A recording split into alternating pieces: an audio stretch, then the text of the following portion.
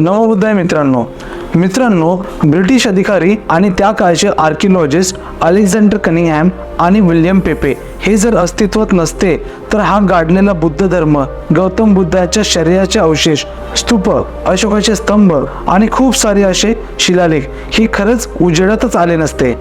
त्यांनी हा गाडलेला बुद्ध धर्म अक्षरशः जमिनीतून त्यांनी उकरून काढला. पण मित्रांनो, एक गोष्ट तुमच्या लक्षात येते का की अलेक्झांडर कनिंगहॅम आणि विल्यम पेपे यांना ही माहिती कुठून भेटली असेल बरं? या भारताच्या भूमीमध्ये बुद्ध धर्माचा उगम झाला की या पर्टिक्युलर ठिकाणी गौतम बुद्धांच्या शरीराचे अवशेष आहेत, तसेच कुठल्या पर्टिक्युलर ठिकाणी गौतम बुद्धाचा जन्म झाला होता, एवढी बारीक बारीक माहिती त्यांना नक्की कुठून बरी मिळाली असेल? तर मित्रांनो, अक्षरशः आपण हात जोडून नमस्कार केला पाहिजेत त्या चीनी यात्रींना की त्यांनी पूर्ण भारत यात्रा करून बुद्ध संस्कृतीची सगळी माहिती त्यांनी त्यांच्या वर्णनामध्ये लिहून ठेवली होती आणि ती सगळी माहिती त्यांनी चीनला आणि अन्य देशामध्ये पाठवून दिली आणि हा बुद्ध धर्म जिवंत ठेवला. आणि म्हणूनच स्वकीय आणि परकीय आक्रमणकारांनी बुद्ध धर्माचा नाश केला, तरी या चीनी यात्रींनी हा बुद्ध धर्म चीन आणि अन्य बाहेर देशामध्ये नेऊन जिवंत ठेवला. तर चला तर मित्रांनो, बघूया आजच्या व्हिडिओमध्ये आपण तर असे कोणत्या देशातील यात्री ही भारत यात्रेवर येऊन गेलेत आणि त्यांनी भारतातला बुद्धाचा इतिहास हा दुसऱ्या देशांमध्ये नेऊन जिवंत ठेवला. तर मित्रांनो, मी आहे तुमचा मित्र समीर आणि तुम्ही पाहतात बोधियुग.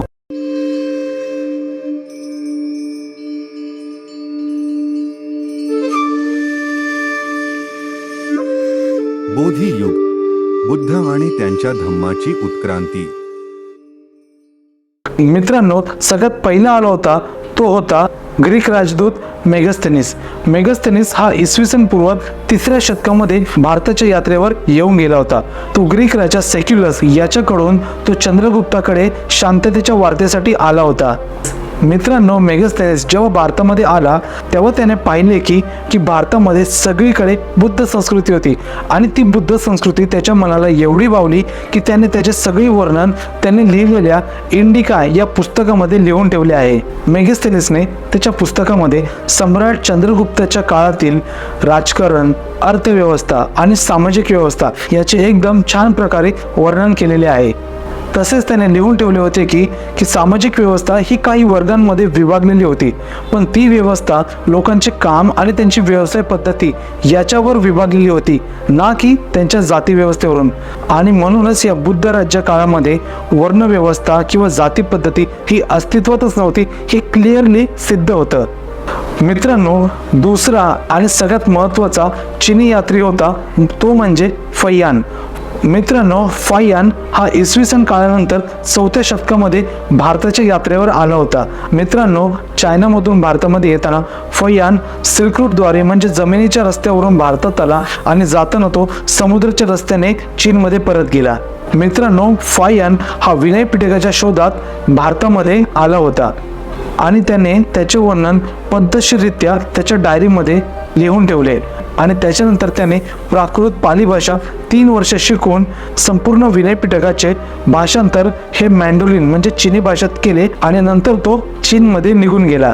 तो भारतात आल्यानंतर त्याने सर्वप्रथम बुद्धांच्या सगळ्या स्थळांना भेट देऊन त्याचे वर्णन आपल्या डायरीमध्ये लिहून ठेवले, कारण त्या काळी चीनमध्ये विनय पिटकाचे भाषांतर जे होते ते पूर्ण बदललेले होते आणि त्यामुळे त्याने ॲक्च्युअली विनय पिटकाचा अर्थ हा भारतामध्ये राहून बुद्धाच्या जन्मभूमीत शिकून घेण्याचे ठरवले आणि तिकडे जाऊन त्याने बुद्ध धर्माचा प्रसार केला. तसेच फैयान हा भारतात असताना बुद्धांच्या अगोदर जे कोणी बुद्ध होऊन गेले होते त्यांच्या त्याने जन्मस्थळाला भेट दिली आणि त्याचे वर्णन सुद्धा त्याने त्याच्या पुस्तकात करून ठेवले. मित्रांनो, फैयान नंतर सगळ्यात महत्त्वाचा चीनी यात्री जो भारतात येऊन गेला तो म्हणजे वेनसांग हा इसवी सन नंतर 6व्या शतकामध्ये भारतात येऊन गेला. त्याने तब्बल 15 ते 20 वर्ष भारतात घालवली आणि तो चीनमधून भारतामध्ये सिल्क रूटच्या जमिनी रस्त्याने आला होता आणि चीनला परत जाताना सुद्धा तो जमिनी रस्त्यानेच परत गेला. वेनसांग हा भारतामध्ये बुद्ध लिटरेचर समजून घेण्यासाठी आणि तसेच 2 देशांमध्ये मैत्रीपूर्ण संबंध प्रस्थापित व्हावे याच्यासाठी तो भारतात आला होता. वेनसांगने बुद्ध भारताचे असे काही वर्णन केले आहे की ज्याच्या पुस्तकामध्ये गौतम बुद्ध आणि त्यांच्या पूर्वी सुद्धा झालेले बुद्ध यांचे संदर्भ एकदम क्लिअरपणे भेटतात. त्याने बुद्धांच्या सर्व स्तूपांना भेट देऊन त्याची माहिती त्याने त्याच्या पुस्तकामध्ये लिहून ठेवलेली आहे. तसेच त्याने बुद्धिस्ट राजा हर्षवर्धन याच्या दरबारी जाऊन त्याने महायान आणि हिनयान या मुद्द्यांवर त्याने डिबेट केले होते. त्या डिबेटमध्ये वेनसांगचे युक्तिवाद ऐकून राजा हर्षवर्धनने खुश होऊन त्याला खूप साऱ्या गोष्टी ह्या भेट म्हणून दिल्या. त्याने नालंदा युनिव्हर्सिटीमध्ये राहून पाली प्राकृत भाषेचे पूर्ण शिक्षण घेतले. त्याने बुद्ध ग्रंथांचे रूपांतर मँडोलिन म्हणजे चीनी भाषेमध्ये केले आणि मग नंतर हेच बुद्ध ग्रंथ घेऊन तो चीनमध्ये परत गेला आणि त्याने बुद्ध धर्माचा प्रसार इतर देशांमध्ये केला. मित्रांनो, वेनसांग नंतर इत्सिंग हा तिसरा महत्त्वाचा चीनी यात्री भारतामध्ये येऊन गेला. तो इसवी सन नंतर 6व्या शतकामध्येच भारतामध्ये आला होता. म्हणजे ज्या शतकामध्ये वेनसांग आला होता त्याच शतकामध्ये तोही येऊन गेला होता. तो चीनमधून भारतामध्ये येताना समुद्र मार्गाने आला आणि समुद्र मार्गानेच तो परत चीनमध्ये निघून गेला.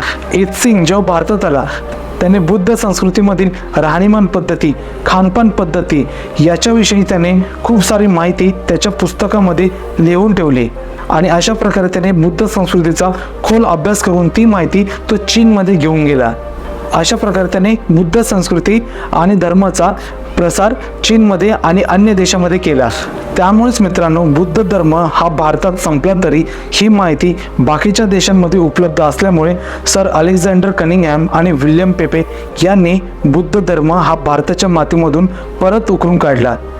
जर मित्रांनो हा व्हिडिओ जर तुम्हाला नक्की आवडला असेल तर या चॅनलला सबस्क्राईब करा आणि या व्हिडिओला लाईक, शेअर आणि कमेंट करा. थँक्यू.